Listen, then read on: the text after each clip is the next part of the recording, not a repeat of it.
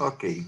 Bem, então, oficialmente, bom dia a todos. Então, agora a gente vai dar início à nossa aula. Tá aqui a aula 2 porque eu tinha preparado por slides e estava lá a aula 2, mas na verdade não é a aula 2. Eu tenho que corrigir isso aqui. Eu corrigi no outro computador, esqueci de corrigir nesse aqui. Bem, então hoje a gente vai dar continuidade à nossa disciplina. Na aula passada, a gente fechou a discussão sobre água, né? Então, só recapitulando, a gente viu, ao longo desses dias, né, de aula, a gente viu a questão da distribuição de água no globo, a gente viu as formas da gente interagir com a água no meio ambiente, principalmente em termos de poluição. Nós vimos alguns aspectos físicos, químicos da água, né, ou físico-químicos da água, que são extremamente importantes para essa dinâmica desse recurso natural no sistema solo, planta, atmosfera. E hoje a gente vai trabalhar um pouquinho mais a parte mais física desses processos. Então, a gente vai entrar realmente numa parte do curso que é a parte mais, vamos assim dizer, mais que requer nossa atenção, porque é o que vai nos nortear com relação aos fenômenos e nos nortear também com relação a esse movimento da água no sistema. Ok? Então, como eu falei para vocês, a gente tem os nossos slides agora, parte deles vão estar em inglês. Eu ainda estou nessa fase de adaptação desses slides, porque quando eu fui ministrar esse curso pela primeira vez, foi assim, abruptamente, o professor aposentou e eu tive que assumir, então foi um curso. E de lá para cá eu fiz modificações, tentando buscar torná-lo o mais parecido possível com o que existe em outras universidades do Brasil e do mundo, né? Então, o tempo que eu fiquei afastado aqui, que eu fiquei envolvido com esse conteúdo lá nos Estados Unidos, eu vi como a gente precisava ajustar tornar atualizado a nossa disciplina. Então, nesse processo de atualização, eu ainda estou ajustando esses slides. Em breve, eu penso em ver se eu consigo tempo para colocá-lo tudo em português. Mas tudo bem, nós somos alunos de doutorado e temos essa dinâmica da língua, pelo menos da leitura já mais otimizada. Se fosse na graduação era mais complicado, mas num programa de pós, no mestrado e doutorado, fica mais tranquila essa dinâmica. Então vamos lá.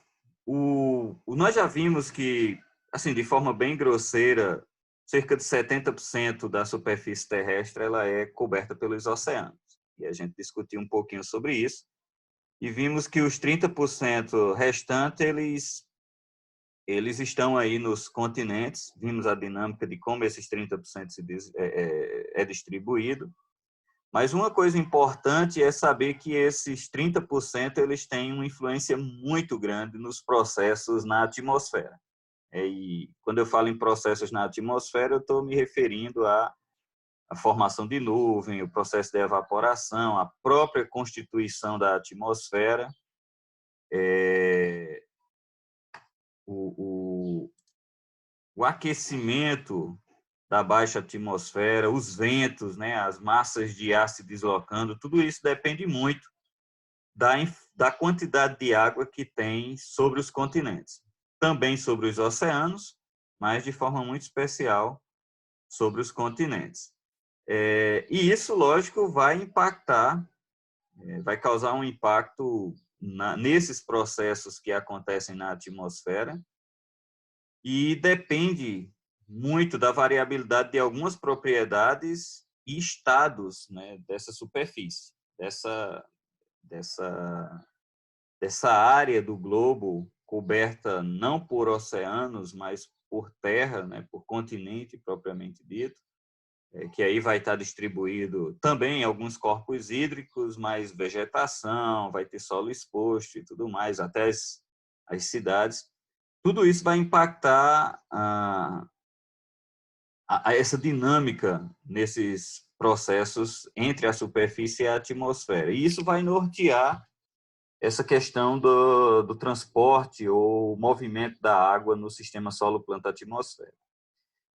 Então, a variabilidade ou a grande variabilidade de algumas propriedades e estados da superfície, quando eu falo propriedades, eu estou me referindo a alguns termos que talvez seja novos para muitos de vocês, mas a gente vai desenvolvendo o que ele significa ao longo do curso. Aqui eu destaquei alguns, como albedo, a rugosidade, o tipo de solo, o tipo de cobertura do solo e onde tem ou não cobertura vegetal, tudo isso são propriedades que trazem grande variabilidade a esses processos de transferência entre a superfície e a atmosfera.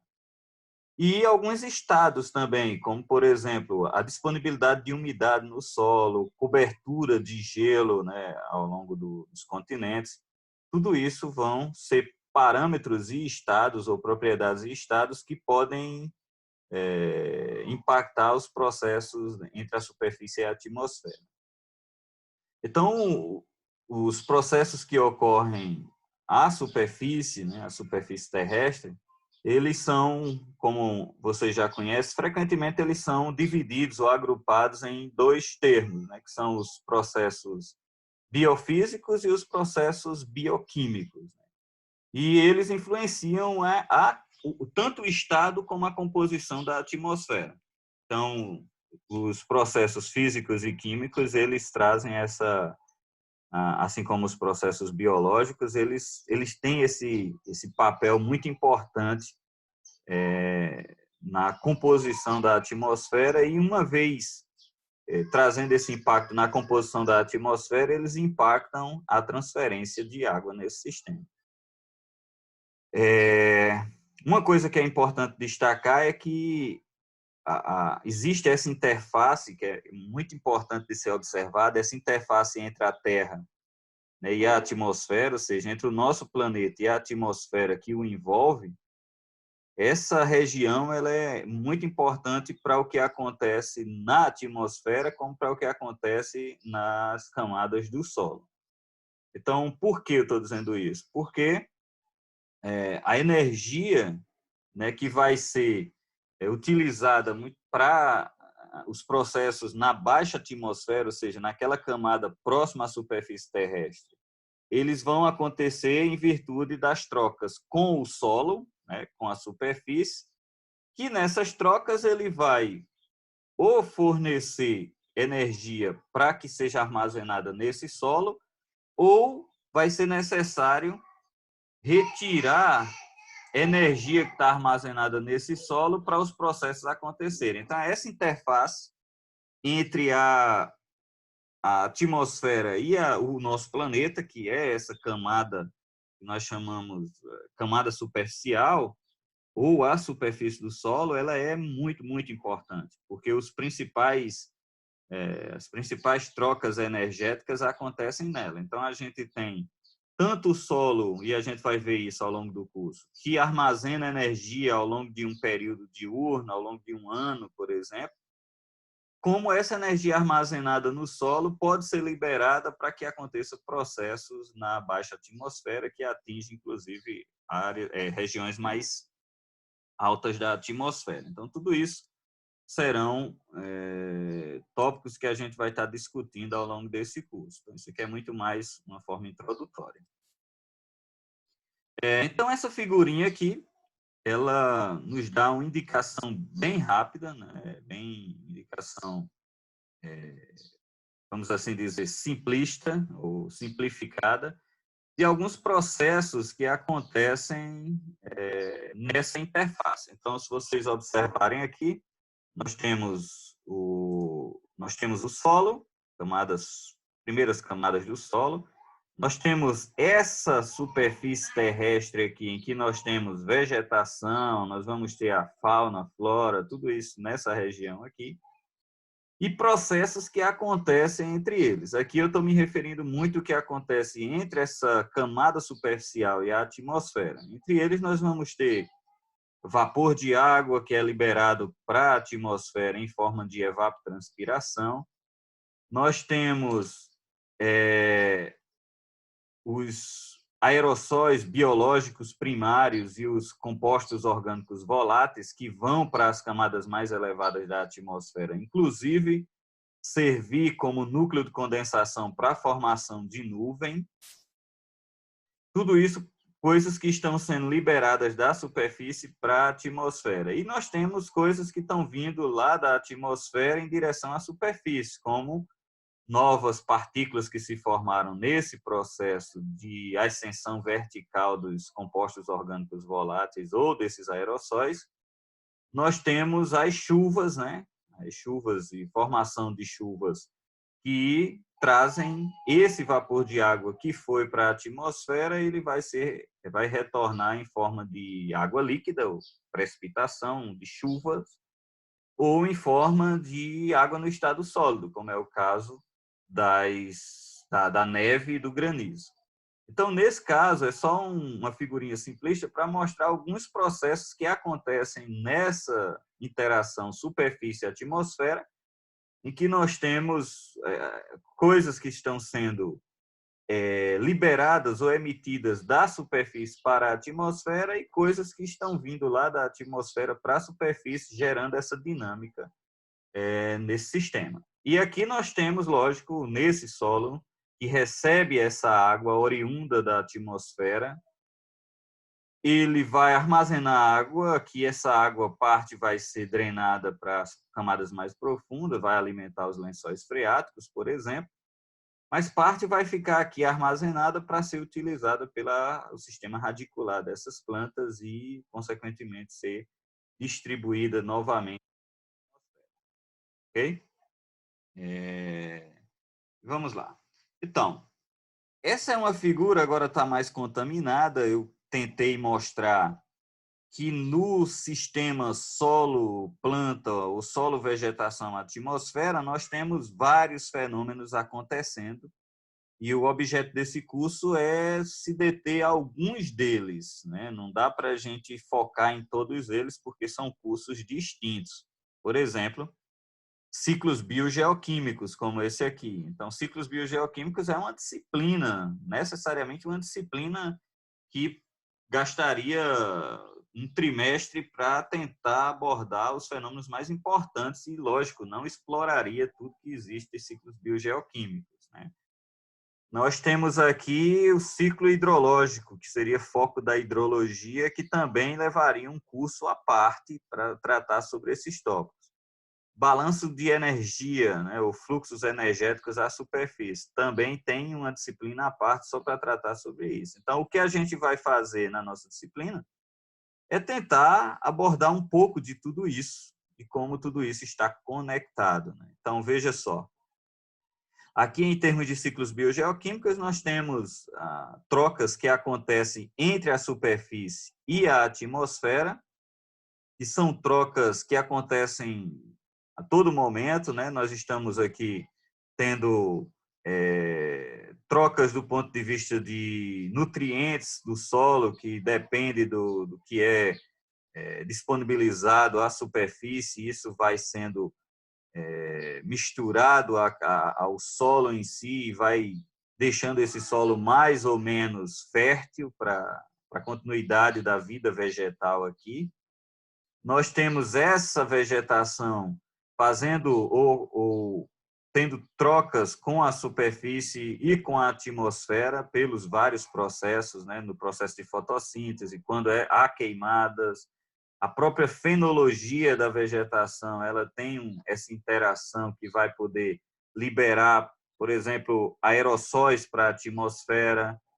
Então, os ciclos biogeoquímicos mostram claramente que você tem essa conexão entre o que acontece aqui na planta, que que interage diretamente com a atmosfera, como é o caso complexos orgânicos, os compostos orgânicos voláteis, como é o caso durante o processo da fotossíntese, as trocas, como é o caso da queimada da vegetação, nós temos esses gases sendo liberados para a atmosfera, assim como aerossóis.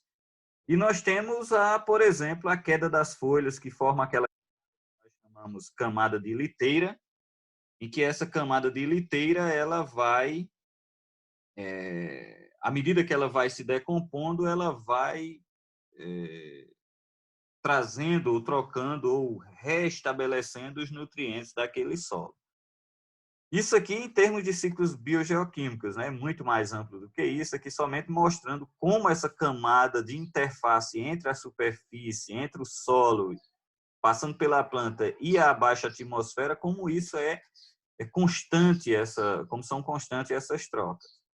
Em termos de hidrologia, a gente já não observa mais a coisa na escala tão micro como aqui nos ciclos biogeoquímicos, mas agora a gente observa os fenômenos numa escala mais ampla, em que você tem aí transpiração, você tem evaporação juntos formando a evapotranspiração, você tem no ciclo a precipitação que vai trazer água para esse sistema, você tem o escoamento superficial quando você tem uma superfície sólida, você tem a infiltração, a depender da característica desse solo, se for um solo mais arenoso, essa infiltração acontece muito rápida. Se for um solo mais argiloso, há uma maior dificuldade. Dependendo do teor, a quantidade de argila que tem nesse solo, você pode ter uma dificuldade muito grande de infiltração.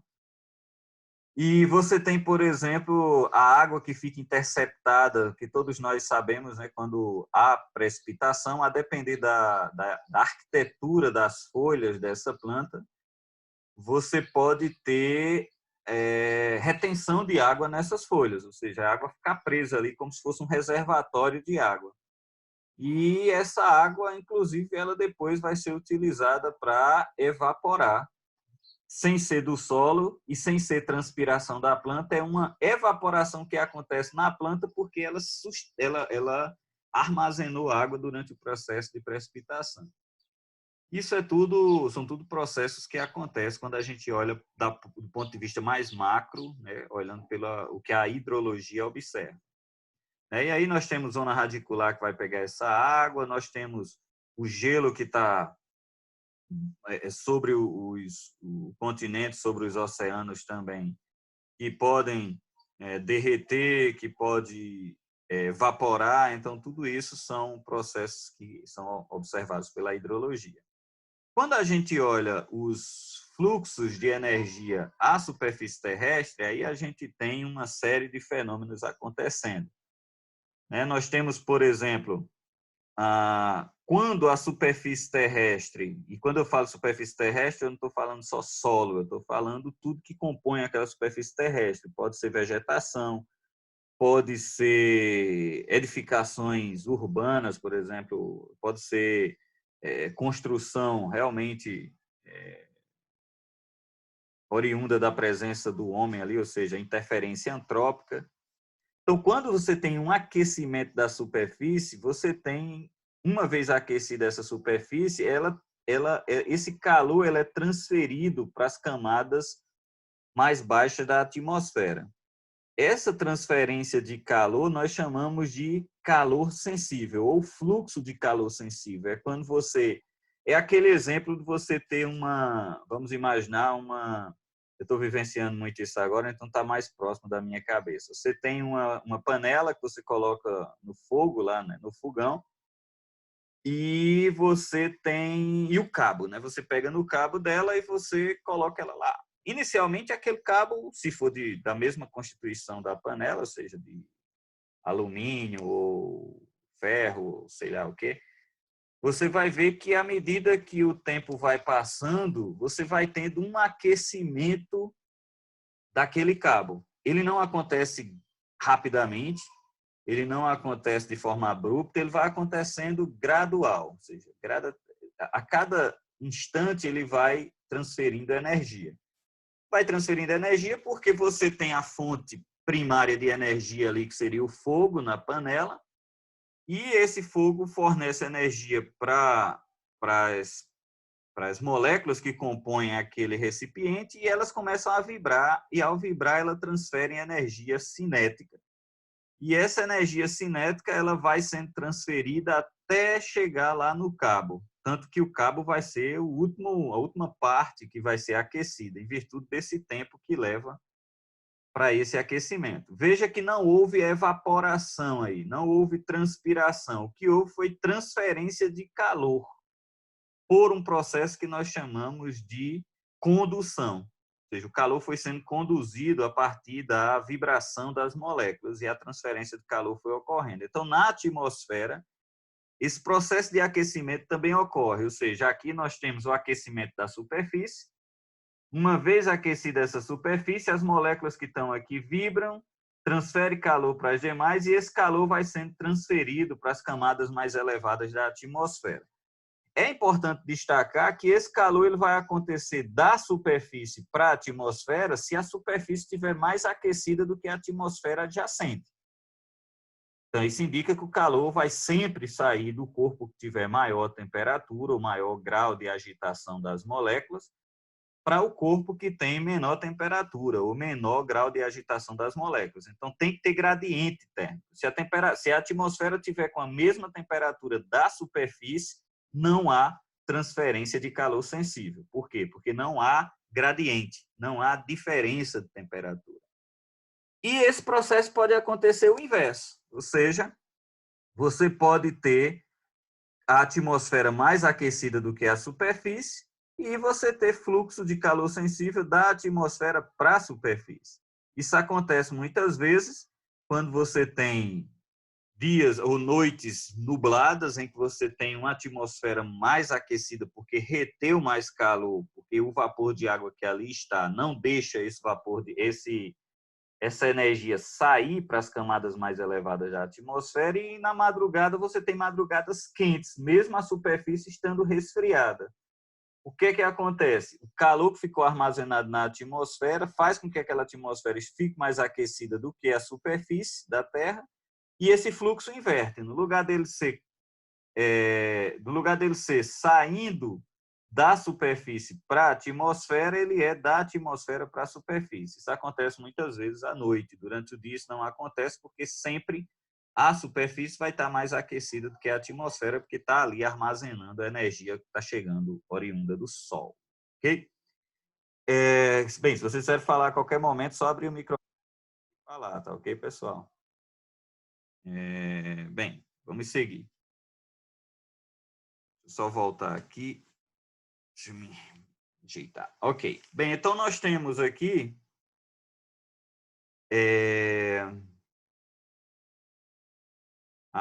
eu vi aqui uma mensagem da André, ela disse que a conexão dela caiu. Acredito que ela deve voltar em breve às nossas atividades. Bem, então vamos para o fluxo de calor latente. Eu estou fazendo uma introdução aqui, porque quando a gente chegar nesses termos vai ser mais fácil da gente discutir, porque vocês já estão familiarizados. Então vamos ver aqui fluxo de calor latente. Então, o fluxo de calor latente, veja, fluxo de calor sensível, que é o que eu falei ainda há pouco, é transferência de calor sem mudança de fase. Então, você tem uma região mais aquecida, tem uma região menos aquecida e o fluxo de calor vai dessa região mais aquecida para a região menos aquecida. O fluxo de calor latente, você tem mudança de fase. Ou seja, a quantidade de energia que é transferida, que é transportada verticalmente, ela não acontece porque teve diferença de temperatura, mas ela acontece porque houve mudança de fase da água, do estado líquido para o estado de vapor. Então, em haver mudança de fase, a gente lembra que para a água sair do estado líquido para ir para o estado de vapor, ela precisa retirar a energia do ambiente ao seu redor. Então, para a água sair do estado líquido e ir para o estado de vapor, ela resfria o ambiente ao seu redor porque ela recebe essa quantidade de energia E recebendo essa quantidade de energia, ela armazena e transporta essa energia verticalmente. Por isso que o transporte de energia aqui nós chamamos de transferência ou fluxo de calor latente. É o calor que a água no estado líquido recebeu para ir para o estado de vapor e agora está transportando para camadas mais elevadas da atmosfera. Por que essa água se movimenta verticalmente? Porque quando ela sai do estado líquido e vai para o estado de vapor, ela reduz a sua densidade, ou seja, diminui a densidade. Diminuindo a densidade, ela flutua. Ela flutua verticalmente. E flutuando verticalmente, o que acontece? Para cada novo nível da atmosfera que ela alcançar, ela vai estar sempre mais leve do que as partículas naquela região e ela continua subindo. Então, há esse fluxo vertical de calor da superfície para a atmosfera, não por diferença de temperatura, mas por mudança de fase e diferença de densidade. Então, a água mudou de fase, foi para o vapor, e agora, por ter densidade diferente, ela menor do que a atmosfera ao seu redor, ela flutua na atmosfera e vai atingindo níveis mais elevados. Então, aqui você tem transferência de energia por diferença de temperatura. Então, você tem fluxo calor sensível e transferência vertical também de calor, mas por mudança de fase. E aqui nós temos, desse lado aqui, espero que todo mundo esteja vendo, não tiver, me informe, por gentileza, nós temos o balanço de energia. Na verdade, era para eu ter falado primeiro do balanço de energia, porque esses dois fenômenos, fluxo calor sensível e fluxo calor latente, dependem do que está aqui, mas a ordem não altera o entendimento. Veja só, eu tenho agora, vocês, se olharem aí pela janela, vão ver que tem radiação solar chegando. A radiação solar chegando é essa aqui, que a minha seta do meu cursor está apontando. A radiação solar que está chegando agora à superfície terrestre, ela tem duas componentes. Ela tem uma componente que é direta, é aquela radiação que há 8 minutos saiu lá do Sol e agora está atingindo a nossa superfície terrestre, que não passou por nenhum processo de atenuação pela atmosfera. Ela encontrou o que nós chamamos de janela atmosférica e passou e chegou até a superfície. Só que tem também radiação chegando agora à superfície que não chegou de forma direta, ela chegou de forma difusa. Ela atingiu poluentes na atmosfera, ela atingiu nuvens, ela atingiu aerossóis, ela atingiu partículas de gelo que estão lá na atmosfera. Então, ela atingiu esses obstáculos e, ao atingir esses obstáculos, ela mudou a direção. Então, ela vinha numa direção X e agora ela está numa direção Y porque ela bateu. É como uma bola de sinuca, né? Você taca na bola de sinuca lá, ela vai numa direção X, ela encontra um obstáculo, uma outra bola, ela bate e ela muda a direção. Então, isso acontece com a radiação também. Ela encontra um obstáculo e ela muda a direção. E aí isso faz com que agora, na nossa região, esteja chegando radiação solar direta, mas também radiação que está sendo espalhada de outra região e de forma difusa está chegando à superfície. Então, nós temos radiação solar direta e difusa chegando à superfície. Quando essa radiação atinge a superfície, parte dela reflete, porque encontra a superfície aqui que tem diferentes características. Então, parte dessa radiação reflete. É essa radiação refletida aqui. E parte é absorvida pela superfície, pelas árvores, pelas edificações, pelo solo. E isso faz, com essa energia absorvida aqui, faz com que essa superfície se aqueça. Quando ela se aquece, ela emite radiação, ou seja, todo o corpo com temperatura acima de menos 273 Kelvin, que nós chamamos de zero absoluto, ou seja, todo o corpo com temperatura acima de menos 273 Kelvin, ele emite radiação de onda longa. Todo o corpo, você, eu, o computador, o que tiver ao nosso redor, então todo o corpo emite radiação de onda longa. E essa Terra, por estar aquecida junto com seus constituintes aqui da superfície, também emite radiação de onda longa. E essa radiação de onda longa sai da superfície em direção à atmosfera. Essa atmosfera aquecida, ela emite radiação em todas as direções, inclusive em direção à Terra. Então, nós temos radiação de onda longa saindo, radiação de onda longa chegando à superfície terrestre. Isso gera um balanço, ou seja, o que chega menos o que sai. Em termos de radiação solar também, tem radiação solar chegando, radiação solar saindo. Isso gera um balanço, ou seja, o que chega de radiação solar, que nós chamamos de ondas curtas, e o que sai de radiação solar, que nós chamamos de ondas curtas. Então, temos um balanço de ondas curtas, temos um balanço de ondas longas, e isso vai me dar um termo que eu chamo de saldo de radiação. Esse saldo de radiação, ele vai ser utilizado para basicamente três fenômenos. Aquecimento do solo, que eu chamo de fluxo de calor no solo, aquecimento do ar, que eu chamo de fluxo de calor sensível, e fazer a água mudar de estado, que é o que eu chamo de fluxo de calor latente. Lógico que não só tem esses três fenômenos. Parte dessa radiação também é utilizada para fotossíntese. Mas é uma parcela muito pequena. Menos de 3% dessa radiação é utilizada na fotossíntese, que é só na faixa do visível que se utiliza para fotossíntese, que nós chamamos de radiação fotossinteticamente ativa.